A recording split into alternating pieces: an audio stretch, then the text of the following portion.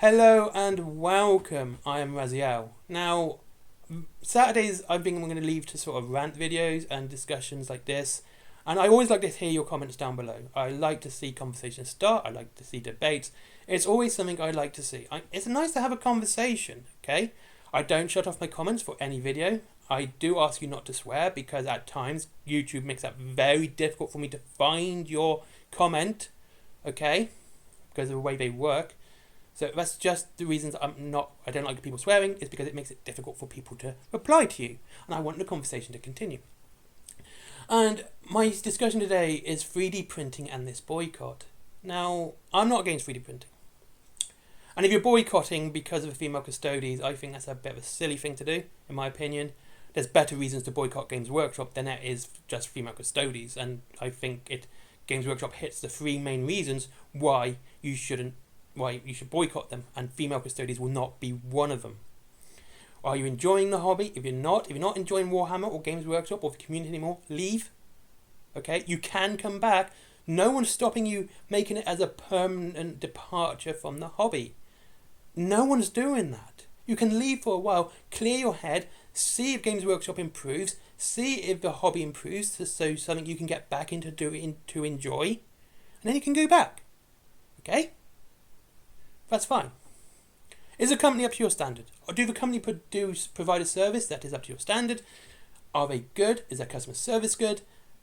Yes or no? And again, we see with Games Workshop, this is a very definite no. They are even shutting their warehouse down for a week. I've worked in warehouses. I've worked in many, many warehouses.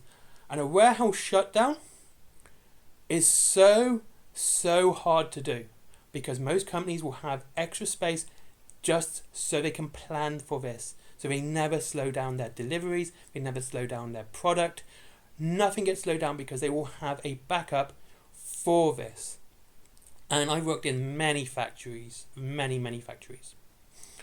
And second and third and finally, is the quality of the product up to your standard? Now this could be the miniatures or the rules or anything.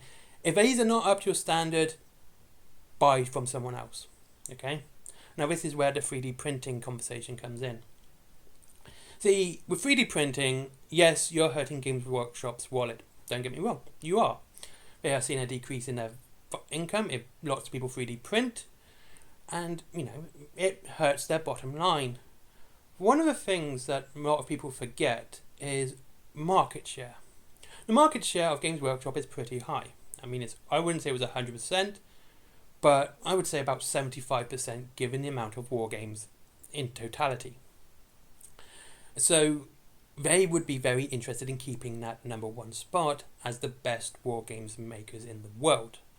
And to be the best, they have to be number one. It is a massive thing for them to be the best. Now, they say they make the best. I disagree. I have seen better miniatures, and I have used better miniatures from different companies. I do still say that War Cradle make better models than Games Workshop. Just their detail alone and the way they feel, the way they play, the way they glue together, just are better. I'm sorry if you disagree with this, but that's just my opinion. But when you 3D print, this is where the problem comes in. You're not just taking your money from Games Workshop, you're taking it away from all the competitors as well. See, this is the big problem. If you're 3D printing and you just say, fine, I'm 3D printing now, I'm not going to buy any Games Workshop models, I'm going to 3D print every miniature I have, you've actually not done anything to Games Workshop's market share. Nothing at all. And financially speaking, you've not done any real damage, because their slice of the pie, financially speaking, will still be the biggest. And that's what's going to continue while you 3D print. Unless you go to Mantic, because Mantic actually sells STLs, which is a fantastic, they have a subscription service, and I wish more companies do this. But that's what you're doing. You're just saying, well, I'm taking my money from Games Workshop, but at the same time, you're taking it from Mantic, Warlord, War Cradle, and every other game as well. You're not just taking it from Games Workshop, you are just taking your money off the table entirely. Now, one way companies learn, and they do it a lot, and when you study business, they always say, watch your competitors.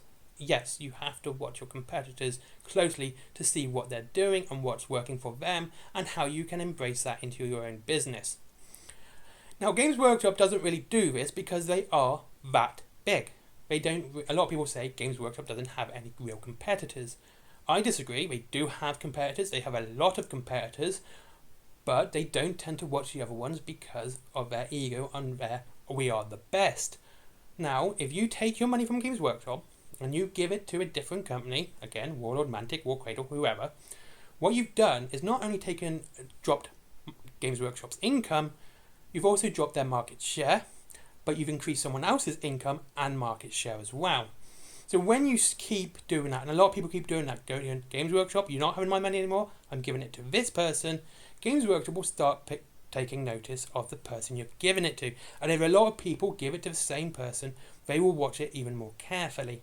They're saying, why is their money going to them and not us? What are we doing wrong that this company's not doing? What are they doing right that we're doing wrong? And that's how companies learn. They learn by doing this. You'll see it everywhere. You'll notice with movies, you'll see entire areas. Movies is a good example for this, where you'll see like entire years or like seasons where a certain type of movie will be released. We'll get like the massive UFO craze which we had when the X-Files came out. We had things like and then you'll get the disaster movies which we had as well.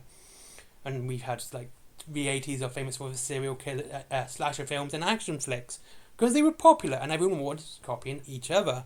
And until the time it gets kind of boring and dull, then they change and adapt. And the first one to make a lot of money via this change or adaptation, then the other companies follow suit.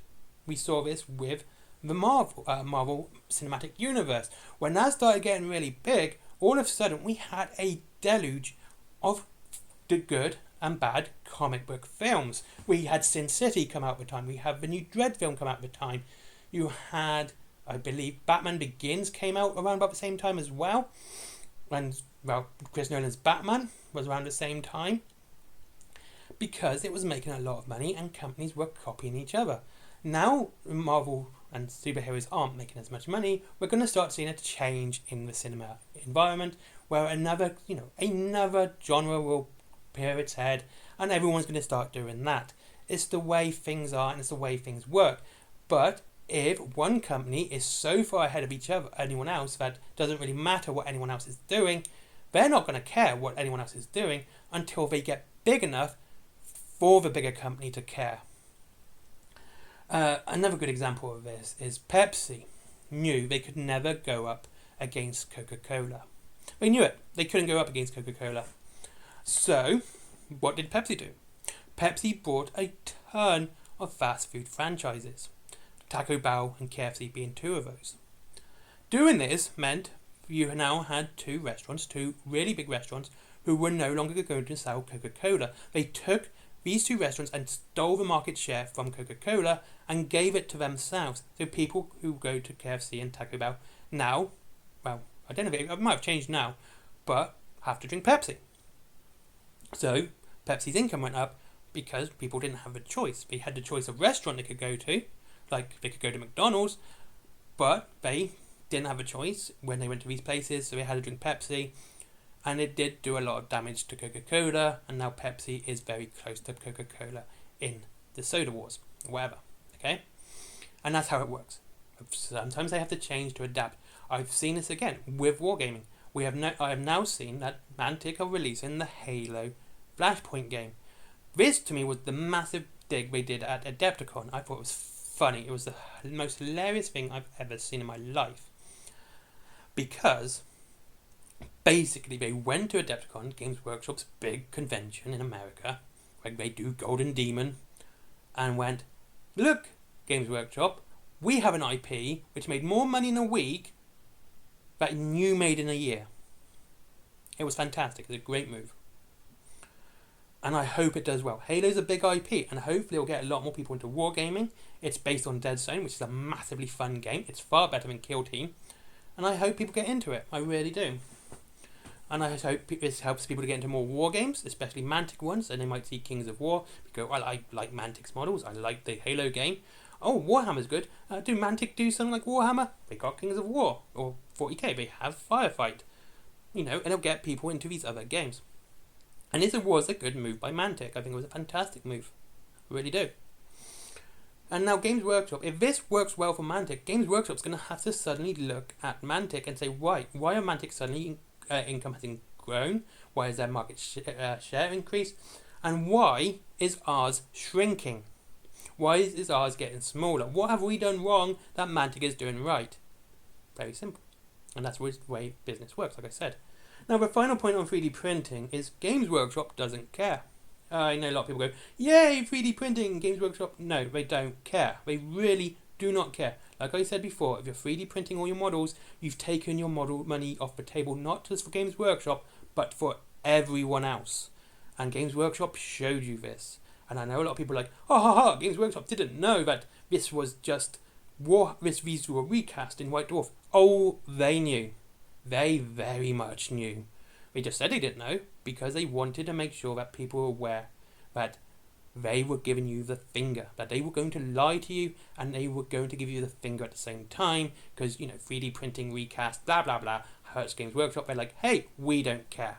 We literally don't care. Look, we care so little about recast and 3D printing, we're going to show some in White Dwarf. And that's what they did.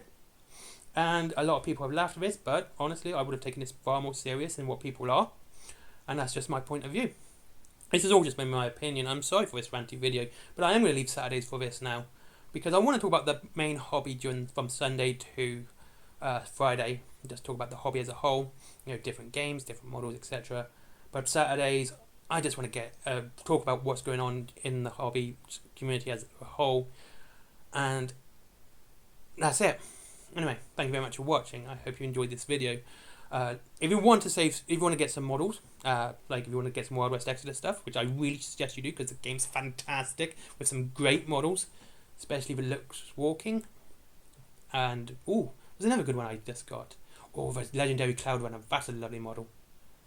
Yeah, I like that one too. I liked Warrior Nations. Yeah, go there. Free delivery after £20.